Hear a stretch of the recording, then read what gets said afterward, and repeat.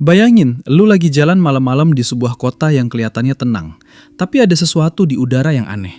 Lampu toko redup, suara motor jauh terdengar lebih bergema, dan di depan lu ada orang ngantri panjang cuma buat beli satu produk kecil yang dulu dianggap sepele. Bukan emas, bukan gadget, bukan barang mewah, cuma barang biasa, tapi tiba-tiba jadi rebutan. Fenomena kayak gitu mulai sering kejadian di 2026 dan semua orang sibuk ngejelasin dengan teori masing-masing. Ada yang bilang ekonomi lagi nggak karuan, ada yang bilang tren global berubah, ada juga yang nyalahin teknologi, pemerintah, bahkan cuaca. Dan di tengah semua suara yang ribut itu, lu dan gua berdiri di titik yang sama. Kita cuma pengen ngerti sebenarnya apa sih yang lagi terjadi. Karena jujur aja, kalau lu buka media, isinya campur aduk antara panik dan drama. Semua orang berlomba-lomba bikin headline paling heboh, seolah dunia besok mau kiamat. Padahal, kalau kita tarik napas sebentar, kalau kita pelan-pelan lihat dari jauh, ada satu hal yang bisa bikin semuanya lebih masuk akal. Nggak perlu teriak, nggak perlu panik, cuma butuh cara pandang yang lebih jernih. Gua tahu lu pasti udah sering denger bahwa 2026 itu tahun perubahan besar. Tapi perubahan macam apa? Apakah peluang bisnis baru bakal muncul? Produk apa yang tiba-tiba naik daun? Dan kenapa sebagian orang bisa mendadak kaya karena mereka nangkep duluan sinyalnya? Itu semua lagi jadi pembicaraan besar sekarang. Tapi sebelum kita masuk ke semua detail itu, gua mau kita mulai dari sikap yang paling penting. Tenang dulu. Karena kalau lu nonton video ini sambil tegang, lu bakal gampang ketarik ke teori-teori yang bikin takut. Padahal tujuan kita bukan itu. Gua di sini bukan buat nakut-nakutin lu, bukan buat nambah beban pikiran lu. Gua cuma mau ngajak lu memahami satu hal besar yang bakal ngaruh ke hidup lu, keluarga lu, dan masa depan lu. Bukan buat bikin lu cemas, tapi supaya lu siap. Jadi, duduk santai. Kita pelan-pelan bongkar semuanya bareng-bareng. Lu nggak sendiri, gua di pihak lu. Dan yang bakal kita bahas ini bukan sekedar produk paling dicari di 2026, tapi juga alasan kenapa pola dunia berubah dan gimana caranya lu bisa tetap selangkah di depan tanpa harus jadi orang yang panik. Sebelum kita masuk lebih dalam, gua mau ajak lu ngelakuin satu hal kecil dulu. Coba lu komentar di bawah. Lu nonton video ini dari kota mana dan tren aneh apa yang lagi kejadian di tempat lu? Gua pengen tahu sampai mana gelombang perubahan ini nyampe. Apakah cuma di kota besar atau sudah merembet sampai kota lu juga? Karena jujur, belakangan ini gue sering dapat DM yang bunyinya sama. Bang, kok di tempat gue barang A tiba-tiba laris banget? Atau, Bang, kenapa semua orang di sini lagi cari barang B? Dan tiap kota punya ceritanya sendiri, tapi ujungnya selalu sama. Ada yang berubah dan orang-orang belum sepenuhnya ngerti. Sekarang coba lu tarik isu ini ke hidup lu sendiri. Bukan ke dunia luar, bukan ke angka-angka di berita, tapi ke rumah lu, ke meja makan lu, ke obrolan lu sama keluarga. Misalnya gini, kapan terakhir kali lu ngerasa barang yang biasanya gampang dicari, tiba-tiba susah? Atau harga sesuatu yang tadinya lu anggap murah, mendadak melambung kayak roket tanpa ada pemberitahuan? Lu mungkin pernah ngalamin momen berdiri di minimarket, mau beli barang kecil, tapi raknya kosong. Terus lu mikir, mungkin belum di restock. Tapi lu balik lagi 2 hari kemudian, masih kosong. Dan ketika akhirnya tersedia, harganya beda. Naik padahal nggak ada alasan jelas. Atau cerita tetangga lu yang tiba-tiba ikut-ikutan jual satu produk yang sama. Kayak mereka tahu sesuatu yang lu nggak tahu. Contoh lebih dekat lagi, coba lu lihat keluarga terdekat lu. Saudara lu, adik lu, atau bahkan orang tua lu. Tiba-tiba mereka sering ngomongin satu produk tertentu. Ada yang bilang, ini lagi dicari banget di kantor. Ada yang cerita, di online shop barang ini ngilang terus. Ada yang bilang temennya dapat untung gede dari jual satu produk yang kelihatannya sepele. Dan lu mulai bingung, kok bisa? Dan ini bukan cuma soal apa produknya, tapi apa artinya buat hidup lo. Karena setiap perubahan permintaan selalu berdampak ke pengeluaran, daya hidup, bahkan cara orang nyari duit. Lu pasti pernah ngerasain sendiri bagaimana satu tren kecil yang awalnya lu cuekin, tiba-tiba jadi besar dan lu telat baca pergerakannya. Rasanya nyesel banget, kayak lu berdiri di pinggir jalan lihat kereta peluang lewat kenceng, sementara lu cuma bisa nonton. Gua yakin lu pernah ngeliat perubahan kecil yang gak lu anggap penting. Contohnya ketika orang-orang mulai beli diffuser essential oil, atau gelombang orang jualan makanan frozen yang tiba-tiba meroket, atau waktu air mineral galon tertentu mendadak langka. Semua itu awalnya terlihat random, tapi kalau lu zoom out, ada pola yang sama. Orang bereaksi terhadap sesuatu. Entah itu kebutuhan baru, kekhawatiran baru, atau peluang baru. Dan yang paling menarik, perubahan itu selalu dimulai dari hal-hal kecil. Dari obrolan warga, dari kebiasaan baru, dari produk yang tiba-tiba banyak dicari. Pertanyaannya sekarang, hal-hal kecil apa yang lagi berubah di sekitar lu? Apakah lu pernah lihat kios tetangga lu yang tadinya sepi, sekarang rame terus? Atau sebaliknya, ada usaha yang tiba-tiba tutup, padahal kemarin-kemarin masih berjalan normal. Semua itu petunjuk, semua itu tanda dunia lagi geser. Gua mau lu jujur ke diri sendiri. Apakah lu ngerasa perubahan ini cuma sementara? Atau justru lu ngerasa ada sesuatu yang lebih besar yang lagi berproses di bawah permukaan? Dan kalau lu jawab iya, berarti lu lagi ada di titik yang tepat.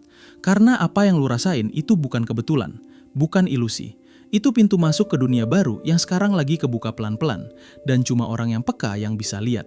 Gua mau lu denger bagian ini pelan-pelan, karena yang bakal gua omongin sekarang bukan sekedar narasi, bukan dongeng, bukan teori konspirasi murahan, tapi sebuah simulasi yang gua rangkai dari ribuan pola, laporan riset, dan pergerakan pasar yang beneran terjadi selama 3 tahun terakhir. Simulasi yang kalau lu ikutin alurnya, lu bisa ngelihat masa depan kayak lu lagi berdiri di balkon gedung tinggi dan ngelihat seluruh kota dari atas. Lu bisa lihat arah angin.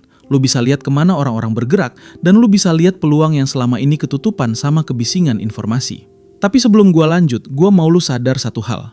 Di dunia yang makin cepat berubah kayak sekarang, orang yang ngerti pola bakal selalu menang dari orang yang cuma ikut arus. Gua bukan mau ngasih lu rasa eksklusif doang, bukan mau sok-sokan kasih akses rahasia.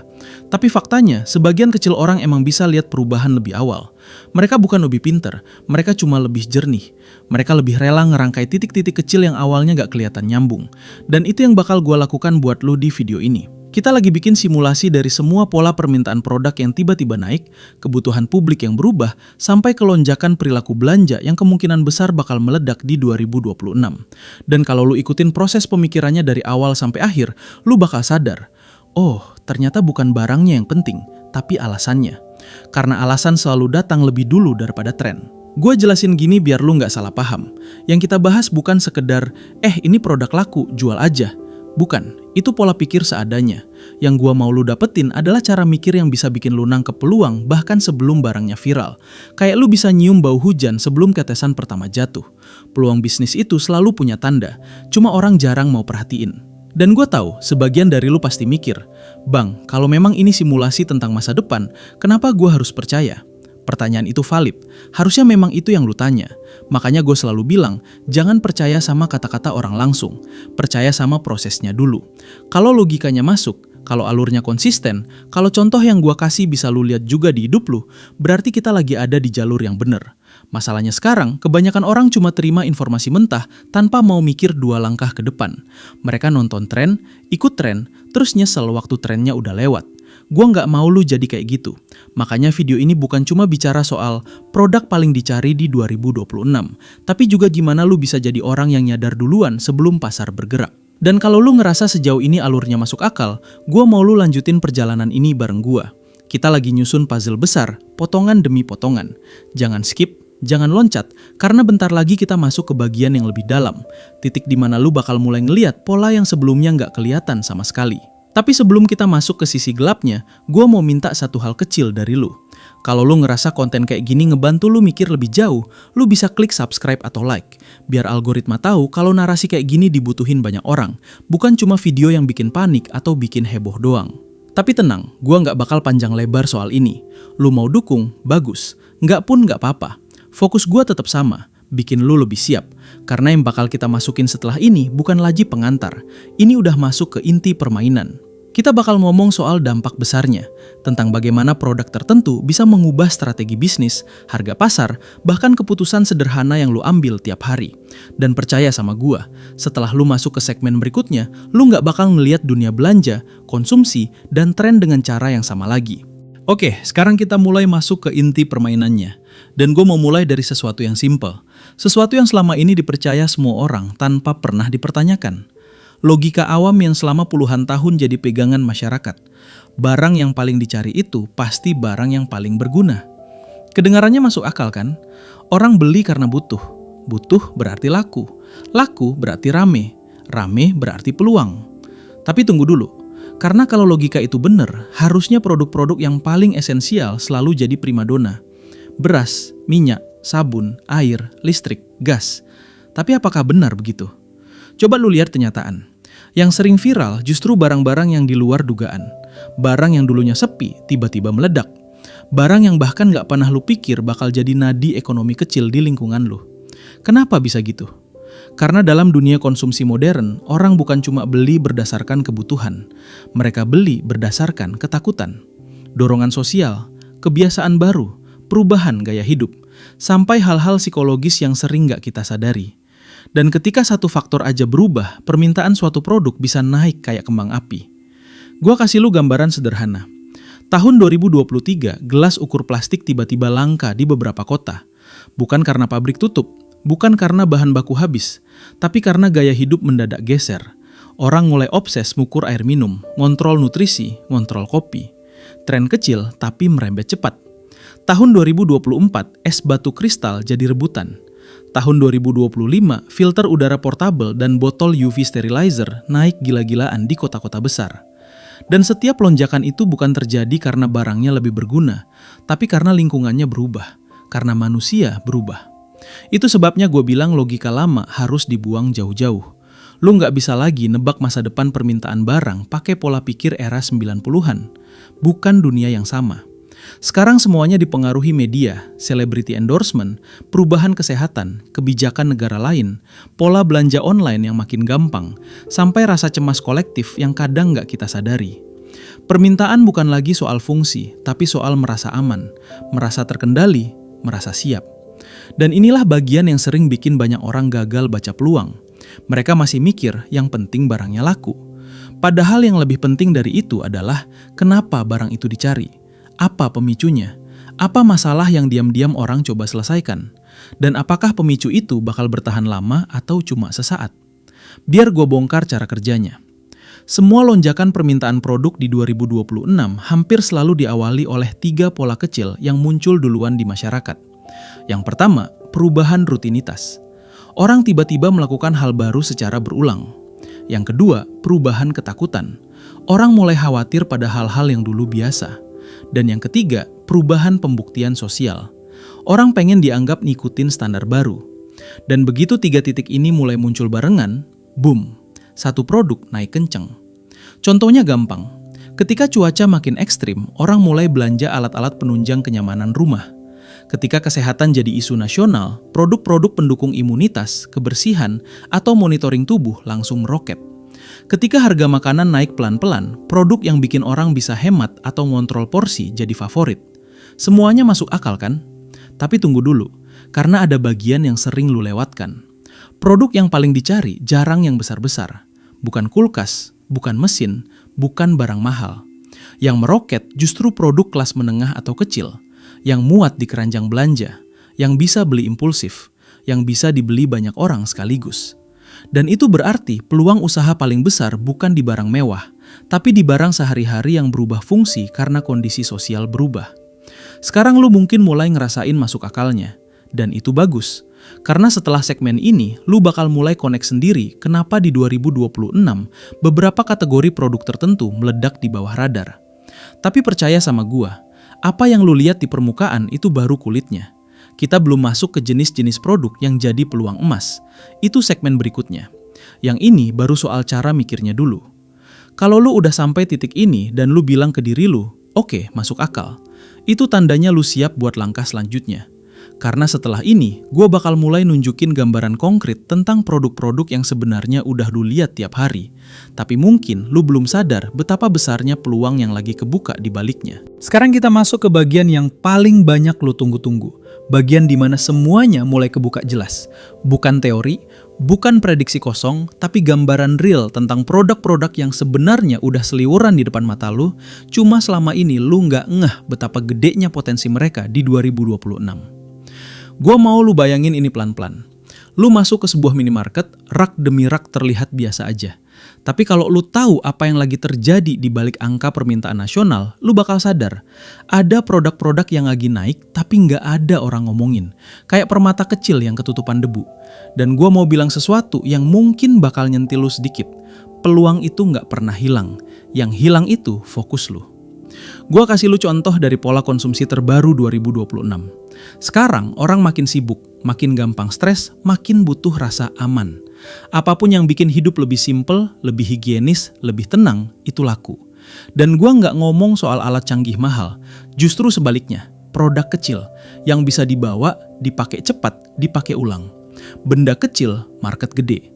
Misalnya, barang-barang terkait kebersihan personal yang dulu dianggap remeh. Tahun 2026 lonjakannya gila-gilaan. Tapi bukan sabun, bukan masker, bukan tisu basah.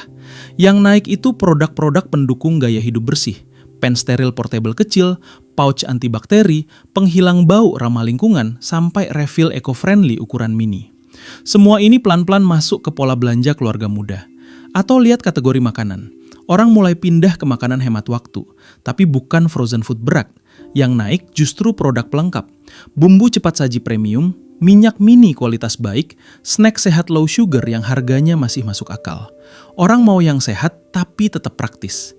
Dan kalau lu jeli, semua produk ini selalu jadi rebutan pas stoknya dikit. Gue juga lihat tren yang lebih besar. Orang makin peduli soal rumah. Bukan renovasi besar, tapi barang-barang kecil yang bikin rumah nyaman. Pengharum ruangan yang tahan lama, alat kecil pengatur suhu, penghilang lembab portable, sampai produk biodegradable yang bikin rumah kelihatan modern tanpa bikin dompet nangis. Dan ini satu hal yang harus lu pegang erat-erat. Produk paling dicari itu bukan yang paling canggih, tapi yang paling sering dipakai, yang menggantikan kebiasaan lama, yang bikin orang bilang, gua nggak bisa hidup tanpa ini. Gua kasih gambaran paling jujur. Kalau lu bisa nemu produk yang bikin orang beli bukan sekali, tapi berkali-kali, lu menang.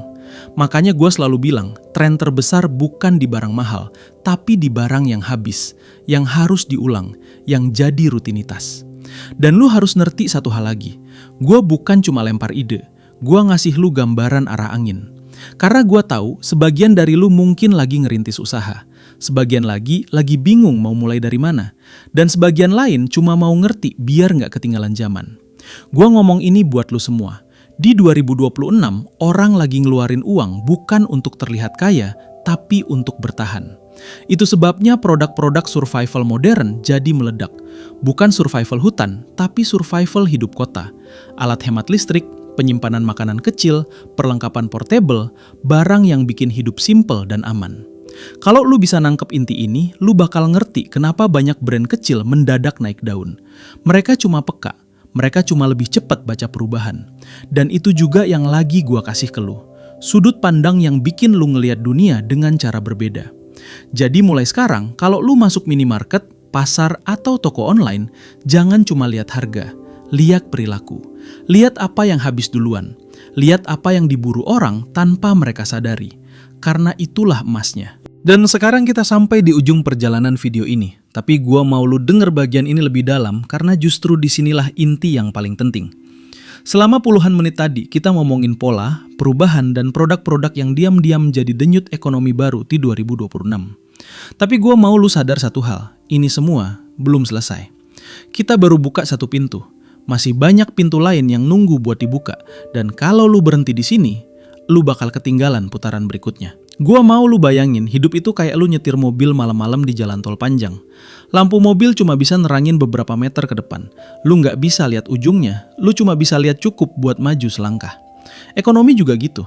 Produk-produk yang laris hari ini cuma beberapa meter cahaya itu. Di belakangnya ada gelombang yang jauh lebih besar yang lagi nyiapin diri buat datang. Dan inilah yang harus lu pegang. Perubahan permintaan itu bukan ancaman, itu kompas, itu petunjuk arah. Dan kalau lu paham cara bacanya, lu bisa ngambil posisi sebelum orang lain sadar apa yang lagi terjadi. Solusi akhirnya simpel tapi tajam. Mulai latih mata lu. Bukan mata fisik doang, tapi mata buat lihat pola. Mata buat kenapa satu produk habis duluan. Mata buat nyadar kalau orang-orang di sekitar lu mulai berubah kebiasaannya. Jangan cuma nunggu berita besar. Perubahan paling signifikan itu selalu dimulai dari hal-hal kecil. Dari dapur rumah lu, dari warung depan gang, dari obrolan tetangga, dari rak paling sepi di minimarket. Kalau lu pedagang, lu bisa adaptasi cepat.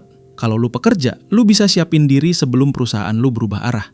Kalau lu pelajar, lu bisa mulai ngebentuk pola pikir yang bikin lu nggak gampang kegila sistem. Karena 2026 bukan tahun pertarungan besar, tapi tahun penyaringan. Yang peka lanjut, yang telat kehempas. Dan video ini bukan akhir, ini fondasi. Gue punya banyak narasi lanjutan yang bakal bikin lu makin ngerti dinamika konsumsi modern, dunia usaha yang berubah cepat, dan gimana caranya lu bisa berdiri di tengah pusaran tanpa ketarik ke bawah. Kalau lu pengen bahasan lanjutan tentang kategori produk spesifik, cara ngebaca pola belanja daerah lu, atau bahkan gimana ngerancang usaha kecil biar relevan sama tren 2026, lu tinggal tulis di komentar. Karena pada akhirnya, tujuan gua cuma satu, bikin lu siap, bikin lu nggak ikut hanyut, bikin lu bisa ngambil keputusan yang lebih tajam dari orang lain. Dan kalau lu udah nyampe sini, berarti lu udah satu langkah lebih maju dari kebanyakan orang.